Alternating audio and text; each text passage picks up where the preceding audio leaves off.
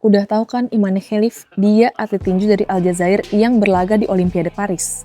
Namanya mencuat usai mengalahkan Angela Carini, petinju asal Italia. Carini mundur saat pertandingan baru berlangsung 46 detik. Adegan dan foto yang sedang menangis dengan muka lebam kemerahan menjadi viral. Bukan karena Carini lebam makanya viral, tapi karena ucapan ini.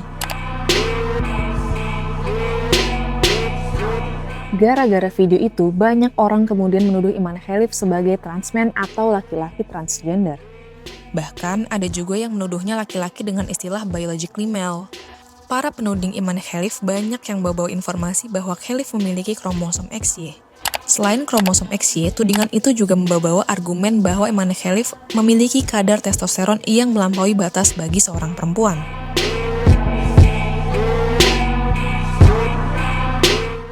Sini, aku jelasin duduk perkaranya. Pertama, Imane Khelif bukan seorang transman atau laki-laki transgender.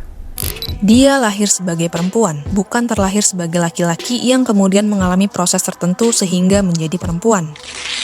Khelif tidak pernah menjalani operasi atau mekanisme apapun untuk mengubah jenis kelaminnya. Jangan lupa, Aljazair adalah negara yang mengharamkan operasi ganti kelamin, dan transgender nggak diakui di Aljazair, tapi bahkan bisa dianggap tindakan yang ilegal. Jadi, mustahil ya Aljazair mengirim atlet transgender. Lalu gimana soal tudingan kromosom XY dan kadar testosteron yang tinggi? Begini ceritanya. Manusia pasti memiliki minimal satu kromosom X.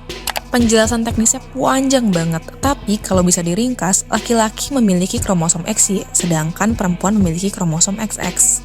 Jadi dengan mengatakan Imane Khelif punya kromosom XY, maka banyak yang bilang bahwa Khelif adalah biologically male. Sedangkan hormon testosteron yang ada di manusia, khususnya laki-laki, umumnya punya kadar lebih tinggi dibanding perempuan. Itulah kenapa testosteron sering disebut hormon laki-laki. Nah, dari sini masalahnya.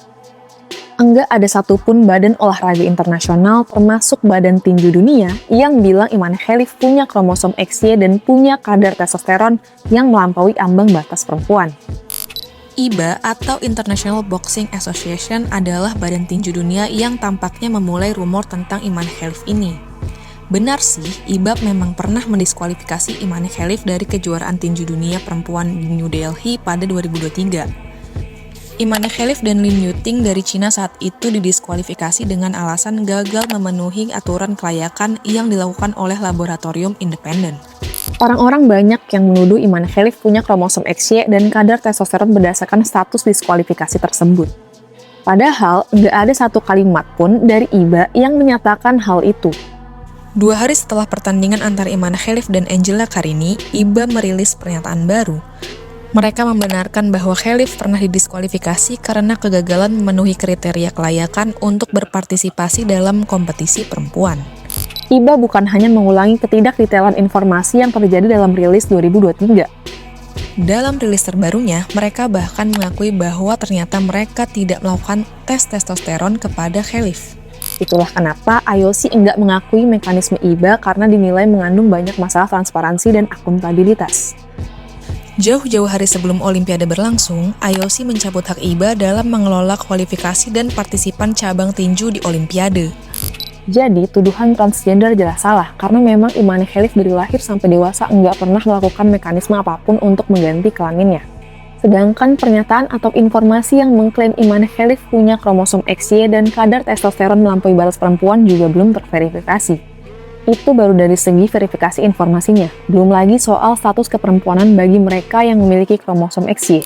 Perempuan dengan kromosom XY enggak berarti mereka punya alat kelamin seperti laki-laki normal. Mereka dan Khelif, seperti pada umumnya perempuan, memiliki organ reproduksi perempuan yang lengkap seperti vagina, rahim, dan tuba falopi.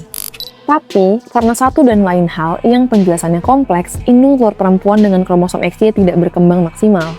Salah satu disfungsi yang dialami yaitu mereka enggak menghasilkan sel telur yang bikin menstruasi dan enggak bisa dibuahi atau hamil. Tapi mereka juga bisa loh mengalami pubertas lewat terapi hormon tertentu. Sebagaimana perempuan lainnya, lagi-lagi dengan bantuan medis dan sains, mereka juga bisa hamil kok. Mereka bisa hamil walau terhitung langka. Ini baru informasi yang sangat umum loh ya. Tentunya ada banyak tipe terkait sindrom ini, misalnya sindrom yang dinamai Turner Syndrome dan ada juga Swyer Syndrome. Intinya, enggak sesimpel itu buat bilang orang yang terlahir perempuan berkromosom XY otomatis jadi laki-laki atau biologically male. Narasi sangat menjunjung fairness dalam banyak bidang, dari politik sampai olahraga. Pada saat yang sama, narasi juga menghargai sains dan kami percaya sains dapat banyak membantu kita memahami banyak fenomena secara jernih dan melampaui penghakiman yang tergesa-gesa.